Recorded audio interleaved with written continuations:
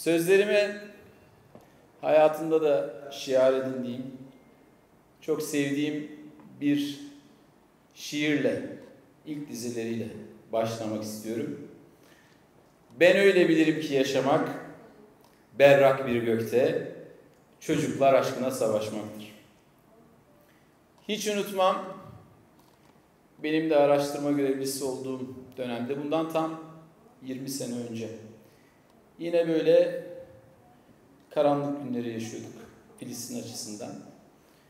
Ve o dönemde Filistin halkı adeta o şairin sözlerindeki gibi sizler kahramanısınız, çelik dişliler arasında direnen insanlığın sözlerindeki gibi yine çok yüce bir direniş sergiliyorlardı. Ve hatta az önce okuduğum şiirdeki mısraların ruhunu yaşatacak şekilde mücadele ediyorlardı. Bizler de, ben de yurt dışında araştırma görevlisiydim. O dönemde neler yapabiliriz diye konuşmuştuk ve Filistin Farkındalık Haftası MIT'de farklı kulüpten öğrencilerle birlikte bu konuda hassas, dünyanın her tarafından, tabii daha çok Müslüman öğrenciler olmak üzere bir araya gelmiştik. Öyle bir etkinlik düzenlemeye karar vermiştik. Bizler de tabii o Filistin direnişine, o çocuklar aşkına, savaşma ruhuna bir anlamda öykünmüştük. Onların verdiği o direnişten esinlenerek. Tabii bazı arkadaşlarımız, bizler bu etkinlikleri düzenleyeceğiz ama sonuçta ne değişecek? Yani bir yerlere posterler asacağız. İşte insanlara bilgilendiren filmler oynatacağız. Koridorlarda pusulalar dağıtacağız. Soruları olanlara anlatacağız ama ne değişecek? Yani 75 yıldır kanayan bu yarayı durdurmaya fayda edecek mi? Şimdi Allah'a şükür çok daha büyük etkinlikler, çok daha büyük protestolar tüm Amerika'da da devam ediyor. İşte dünyanın en prestijli okullarında, Harvard'da, MIT'de çok daha büyüklerini görüyoruz ama o dönemde elbette acaba bu sadece kendi vicdanını rahatlama eylemi mi?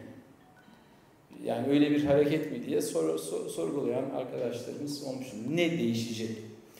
Şimdi bundan yaklaşık 80 sene önce İtalya'da yaşayan Mussolini tarafından hapse atılan komünist bir filozof Antonio Gramsci 1932'de Hapishaneden Notlar adlı meşhur eserinde bir söz kaleme alıyor. Eski dünya ölüyor, yenisi doğmakta zorlanıyor, şimdi canavarların zamanı. Bu sözleri ifade ettikten tam 7 sene sonra aşağı yukarı bütün dünya birbirine giriyor. Yani dünyada öyle bir hal var ki bu canavarların zamanı pekişiyor ve 10 milyonlarca insan bu savaşlarda, yani 100 milyon, tam sayı bilinmiyor ama 100 milyon olduğunu iddia edenler de var. Korkunç şekilde yaşamlarını yitiriyorlar ve dünya tabii 1. Dünya Savaşı'nı atlatmış, ikincisini yaşamış, bir üçüncüsü olursa artık insanlığın herhalde sonu gelecek. Çünkü artık dünya nükleer güce ulaşmış bir dünyadan bahsediyoruz 2. Dünya Savaşı sonunda. Milyonlarca insanı yok edebilecek bir güçten bahsediyoruz bir anda. Ve şu karar alınıyor. Artık bir daha biz bu oyunu oynayacak olursak dünyanın egemen güçleri tarafından herhalde insanlığın sonunu getireceğiz. En azından aklımızı başımıza devşirelim ve dünya sistemini, yeni dünya sistemini oluşturalım. İşte Birleşmiş Milletler bu dönemde kuruluyor. Bunun yanında yani dünyada barışı, huzuru, uluslararası barışı, huzuru ve insicamı sağlamak için ve hatta adalet ve hürriyeti korumak adına Birleşmiş Milletler, işte savaşla alakalı Cenevre Konvansiyonu, işte geçtiğimiz günlerde adını sıkça duyduğumuz Uluslararası Adalet Divanı, işte tehditlere maruz kalan, aslında sadece dünyanın bir kesimini yargılamak üzere kurulduğu ifade edilen, hatta yani adeta çivisi çıkartılmış bir mahkemeden bahsediyoruz. Bunun yanında İnsan Hakları Evrensel Beyannamesi ve işte fikir ve ifade özgürlüğünü ve hatta kadın hakları, kadın haklarına kadar uzanan bir dizi anlaşmalar, kurumlar, müesseseler ve insanoğlunun 200 binlik yıllık müktesebatının eseri olan ne varsa, bu yaşadığı kötülüklerden öğrendiği ne varsa hepsini dünyada barışı, huzuru ve bir daha bozulmamak üzere tesis etmek için müesseseler, kurumlar kurulduğunu, anlaşmalar yapıldığını görüyoruz. Hatta en sonunda hayvan haklarına kadar uzanan bir zincir, yazılı kurallar olduğunu dahi görüyoruz. Bugün ise işte o tam filozofun tarif ettiği gibi o canavarlar zamanı dediği dönem gibi bütün bu müesseselerin, kural ve müesseselerin teker teker ihlal edildiğini, çivisinin çıkartıldığını ve adeta yerle yeksan edildiğini görüyoruz. Neredeyse insanoğlu dünya aşağı yukarı 4 milyar yıldır var gibi gözüküyor. Defalarca da yok olup yeniden inşa edilmiş. Cenab-ı Mevla böyle yaratmış. Artık o nasıl bir hikmet gözettiyse bilemiyoruz ama bütün bunların delilleri var. Ve insanoğlu da aşağı yukarı yeryüzündeki hakikaten diğer varlıklardan biyolojik olarak belki çok farklı değil ama gerçekten de yeryüzünü az önce Sümeyye Hanım da bahsetti, inşa etmesiyle, isimlendirebilmesiyle, anlamlandırabilmesiyle, hissedebilmesiyle, kainata dokunuşuyla hepsinden farklı varlık ve aşağı yukarı 200 bin yıldır var gibi gözüküyor. İlk günden bugüne kadar insanoğlu tabii bilgiyi de biriktiriyor, nesillerine aktarıyor. Mesela diğer canlılarda bunu göremiyoruz. Onlar daha statik. Yani 1 milyon yıldır kunduz belki baraj inşa ediyor. Mühendis deniyor ama hep aynı barajı inşa ediyor. Bizim gibi ilk gün mağaralarda yaşayıp sonra gökdelenler inşa etmiyor. 200 bin yıllık müktesebatın hepsinin çiğnendiğini ve dünyanın eşi benzeri görülmemiş bir ilkelliğe adeta savrulduğunu görüyoruz. Tam da Gramsci'nin tarif ettiği canavarlar dönemi. Yani o sözü söyledikten 7 yıl sonra dünyada 10 milyonlarca insan öldü biliyorsunuz. Evet, şiir devam ediyor. O sevdiğim şiir. Çünkü biz savaşmasak anamın giydiği pazen, sofrada böldüğümüz somun, yani ıscacık benekleri çocukluğumun cılk yaralar halinde yayılırlar toprağa, etlerimiz kokar, gökyüzünü kokutur. Savaşmasak ne olacağını tarifliyor. Şimdi insanlık olarak 200 bin yıldır bu dünyada, evren çok daha uzun yaşı, varız gibi gözüküyor. Ve insan ömrü de bu evrenin yaşı içinde de, dünyanın yaşı içinde de aslında bir hiçlikten ibaret. Bundan rahatlıkla söyleyebilirim ki şu salonda hepimiz bir araya geldik bugün. Bu mekanı, bu zamanı paylaşıyoruz ama 100 sene sonra başkaları olacak burada. Zamanda, mekanda çok geçici işte. Geçiciyiz ama insanı farklı kıran bir husus var ki insanoğlu doğa olayları değilse de yeryüzünde olan bütün sosyal olaylardan akledebilen insan diğer canlılardan farklı olarak, varlıklardan farklı olarak mesuliyet taşıyor. Olan biten her şeyden bir sorumluluğumuz var, bir etkimiz var, gücü ve aklı yettiği nispette elbette. Yani hepimize bugün dünyada olan biten her şeyden, dünyanın günah ve suçlarından bir pay ve hatta bir yaftada vurulabilir. İşte bir başkasına denilebilir ki sen gittin yeterince sesini çıkarmadın.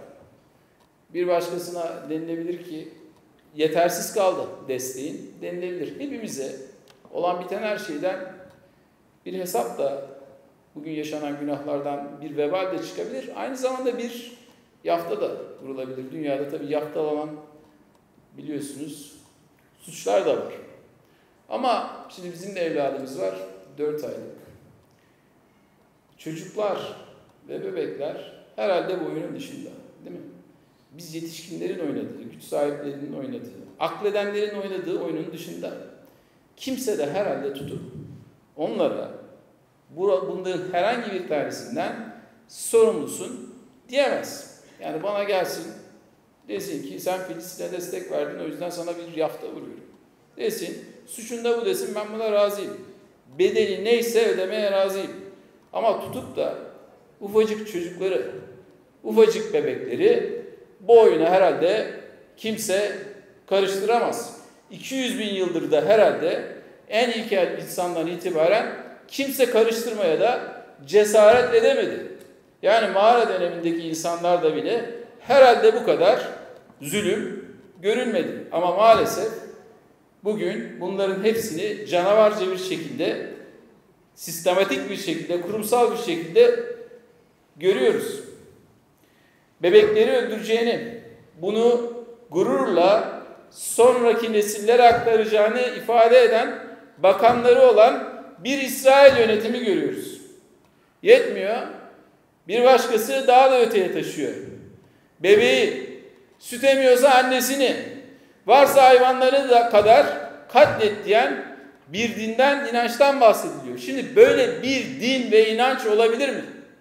Bunu emreden bir haşa Tanrı olabilir mi? Ama bunları yargıladığınızda, sorguladığınızda dünya size dönüp diyor ki, düşünce ve hürriyet özgürlüğü olan dünya, sen bunu konuşamazsın. İfade dahil edemezsin. Ve bu 21. yüzyılda 200 bin yıl sonra oluyor. İnsanoğlunun ilk yeryüzünde yürümeye başladığında. İşte böyle bir dönemden geçiyoruz. Peki, ne olacak da insanlık böylesine bir kıyametin hazırlamaktan vazgeçecek? Şiire devam edelim. Dünya kirletilemez bir inatla dönüyor. Altımıza yıldızlar seriliyor. Yüzüm suya davranıyor koşaraktan ve inzal. İnzal kelime anlamıyla yukarıdan inen mesaj demek. Tabi dini literatürde nüzül olan ilahi mesajı tekabül ediyor. Rahmetle, şefkatle, iyilikle, güzellikle, sevgiyle büyüyen insana, yani müktesebatıyla birlikte büyüyor, dinle insana, o yolculuğu serüveninde nüzül oluyor. İlk insandan itibaren o da gelişerek geliyor. İnen ilahi mesaj. Evet, en başta bir soru sordum. Ne değişecek? Biz bu eylemleri yaptığımızda burada Hayır Çarşısı, Gazze'ye Kardeş Payı Hayır Çarşısı diye bir etkinlik düzenleniyor. Bunun paydaşı olduk. Burada zamanımızı geçiriyoruz. İşte elimizden gelen desteği vermeye çalışıyoruz. Baykar olarak hemen bir reaksiyon alalım dedik. O an elimizden gelen hemen bağış vermekti. Ben hesap ettim. Evet, Türkiye'nin yaptığı özel kurumların en yüksek bağışı bile olsa Gazze'ye bir gün yetiyor sadece. Yemek ihtiyacını 2 milyon insan var. Hesap ettim, sadece bir gün yetiyor. Ne değişecek? Yani biz bunları yapacağız ve sonuç aynı mı kalmaya devam edecek? Neden yapıyoruz? O zaman ne anlamı var yaptıklarımız? İşte bu soruları arkadaşlarımız da soruyordu. O zaman da aynı cevabı vermiştim. Biz bütün bunları Filistin'de direnen o insanlığın kahramanları için yapmıyoruz aslında. Onlar zaten direniyorlar, onlar vazifelerini yapıyorlar. Burada değişmesi gereken bizleriz. Yani orada direnen bir avuç insan değil. Dünyanın geri kalanı ancak değiştiğinde ancak bu dünya kurtulabilecek çünkü. Dolayısıyla bizler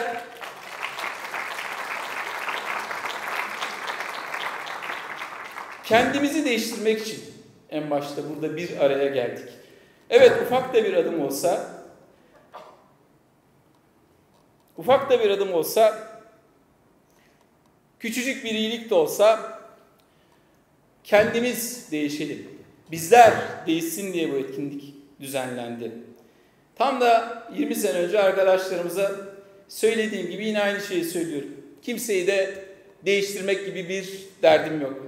Bunu da en içten duygularımla, samimiyetimle söylüyorum. Biz kendimizi değiştirmek, dönüştürmek için bu etkinliği düzenliyoruz.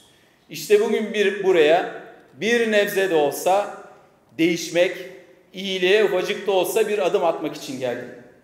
en kıymetlilerimize, yani nesillerimize emaneti teslim etmeden önce daha yaşanabilir, iyiliklerin kuşattığı bir dünya bırakabilmek dileğiyle geldim. Sevgiyle kalın, Allah'a emanet olun.